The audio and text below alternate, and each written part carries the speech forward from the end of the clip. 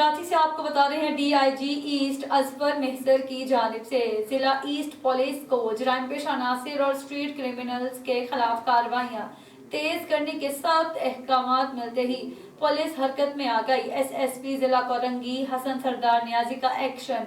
जिला कोरंगी पुलिस का रात की तारीख में पुलिस और स्ट्रीट क्रिमिनल्स के दरमियान दो मुख्तलिफ मुकाबले पेश आए। इस हवाले से मजीद तफसीलात जानते हैं कराची से हमारे नुमाइंदे जावेद महमूद आराइन से। जी जावेद, क्या तफसीलात है आपके पास, बताइएगा।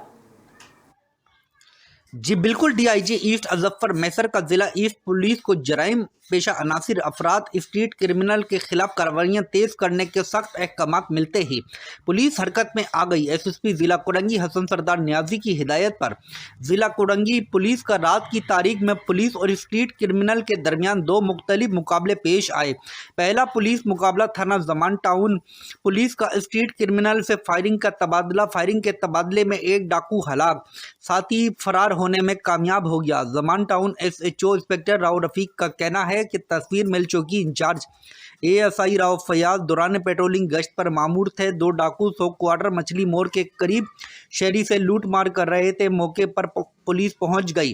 पुलिस को देखते ही डाकुओं ने शदीद फायरिंग शुरू कर दी। एएसआई राव फयाज की जवाबी फायरिंग से एक डाकू मारा गया। हलाक डाकू का दूसरा साथी पुलिस पर फायरिंग करते हुए फरार हो गया। पुलिस के मुताबिक हलाक डाकू से असला, एक पिस्टल, छीने हुए मोबाइल फोन बरामद हुए हैं।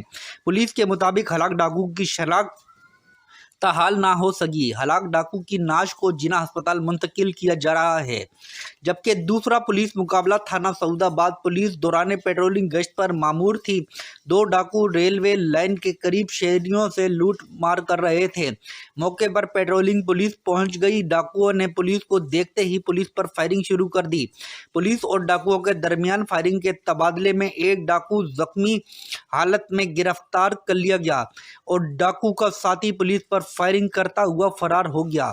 एसएचओ सऊदाबाद इंस्पेक्टर मोहम्मद अली नियाजी का कहना है कि पुलिस ने बड़ी हिकमत अमली और इंटेलिजेंस इंफॉर्मेशन पर गिरफ्तार जख्मी डाकू के फरार साथी को रेलवे फाटक के साथ बनी झोपड़ियों में फरार मुलजिम की तलाश के बाद दूसरे फरार मुलजिम को भी गिरफ्तार कर लिया गया।